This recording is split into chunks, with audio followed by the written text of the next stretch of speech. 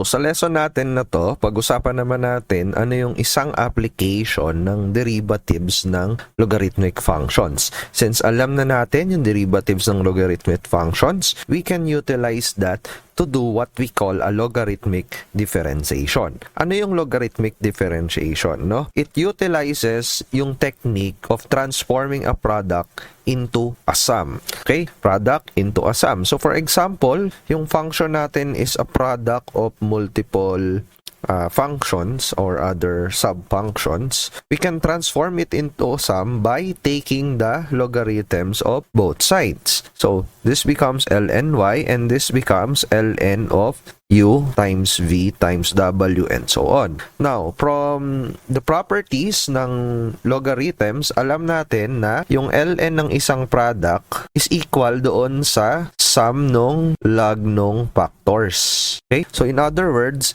we can rewrite this na maging ln of u or log or the natural logarithm of u plus yung sa v plus ln ng w plus ln nung ibang factors. At now, yung product natin ay naging sum na ngayon. Okay? Utilizing this technique, maaari na nating makuha yung derivative niya. So, ang derivative ng ln y will be 1 over y times derivative ng y since y is some function of x. So, that's y prime over y equal sa mga derivative nito. And alam natin na if u is a function of x, this would be 1 over u du over dx plus 1 over v dv over dx plus 1 over w dw over dx and so on. Now, pag minultiply natin yung y doon sa kabila, you will get y prime, which is, of course, yung y mo, yun yung product, no? Times yung 1 over u du over dx plus 1 over v dv over dx plus 1 over w dw over dx and so on, which gives us yung isa pang form nung product rule natin. Okay? Dito pala galing yun, no? Yung isang form ng product rule or yung derivative of a product, nag-transform tayo ng isang product into a sum using yung properties ng logarithms. So let's try to apply this in some examples. Example number 1. Find y prime if y is equal to x raised to 3/4 square root of x squared plus 3 all over 2x plus 7 cubed. So may kita nyo, this looks like a complicated equation but we can simplify it using yung transformation natin from a product to a sum. So ito, we can transform it as the logarithm of y is equal to, okay, so ln of x raised to 3/4 plus ln of, ilalagay ko dito, x squared plus 3 raised to 1/2 and then plus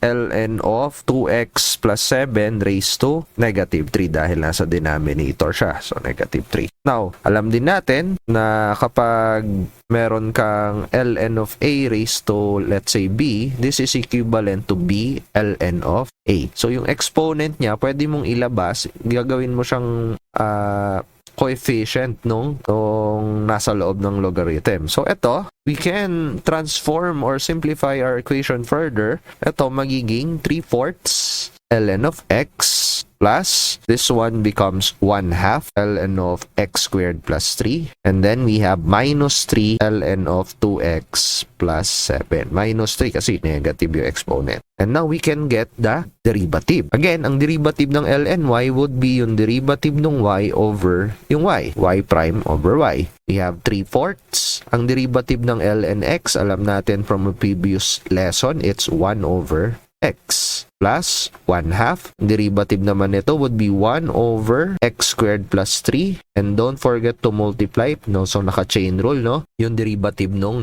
nasa loob nung logarithmic function. So that would be 2x. And then we have minus 3. Again, ganun din, 1 over nung 2x plus 7 times yung derivative ng 2x plus 7 is 2. Simplifying, we get y prime over y is equal to 3 over 4x plus, ito ay maka-cancel yung 2. So, ang mangyayari dito magiging x na lang sa taas. We have x over x squared plus 3 minus 6 over 2x plus 7. In other words, yung y prime natin is equal sa y times itong value na to. And yung y, yun yung original na product natin. So, isulat natin dito, x raised to 3/4 square root of x squared plus 3 all over 2x plus 7 cube times yung 3 over 4x plus x over x squared plus 3 minus 6 over 2x plus 7. So, ito yung answer natin for the derivative. And of course, pinakita ko lang dito yung step by step na solution niya, no? Well, kung sanay na sanay ka na, of course, you can use yung shortcut natin for the product rule na ganito siya, yung product times yung derivative over yung factor na yon, yung derivative ng factors over yung factor, or yan.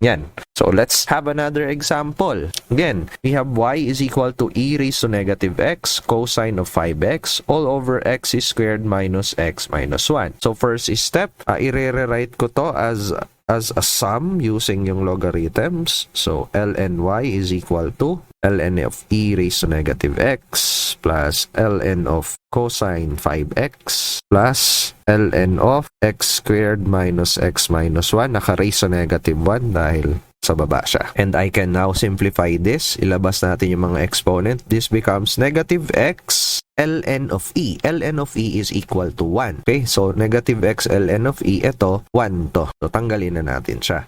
Plus ln of cosine 5x, and then we have minus ln of x squared minus x minus 1. So, kaya yung naging minus kasi nga naka-raise sa negative 1, nilabas natin negative 1. And now, we can get the derivative. This is y prime over y. Derivative ng negative x is negative 1 plus ang derivative ng cosine 5 ng ln of cosine 5x is would be 1 over cosine ng 5x times we have the negative sign ng 5x. Tapos wag kakalimutan yung derivative nung nasa loob, which is 5. And then we have minus derivative ng ln of x squared minus x minus 1, that would be 1 over x squared minus x minus 1 times yung derivative niya, that is 2x minus 1. Okay, simplifying y prime over y, this becomes negative 1 minus 5 of sine 5x over cosine 5x, that is tangent of 5x. Okay, minus 2x minus 1 over x squared minus x minus 1. Okay? So, ito na yung simplified form niya. And of course, y prime is just yung y, yung original na y, times tong quantity na to. So, we get e raised to negative x cosine of 5x divided by x squared minus x minus 1 times tong quantity na to. This is negative 1 minus 5 tangent of 5x minus 2x minus 1 over x squared minus x minus 1. So, ito na yung derivative natin. And, of course, you will still get the same answer if you use yung product rule natin. Ito yung isa nating form ng product rule. So, that's it for the technique called logarithmic differentiation. It makes use, or it takes advantage of the properties of logarithms na yung product mo, pwede mo gawing summation. Like mo yung video kung ayos. Pag hindi, pag mo i-dislike, leave ka ng comment kung bakit, ha? Sige na, subscribe.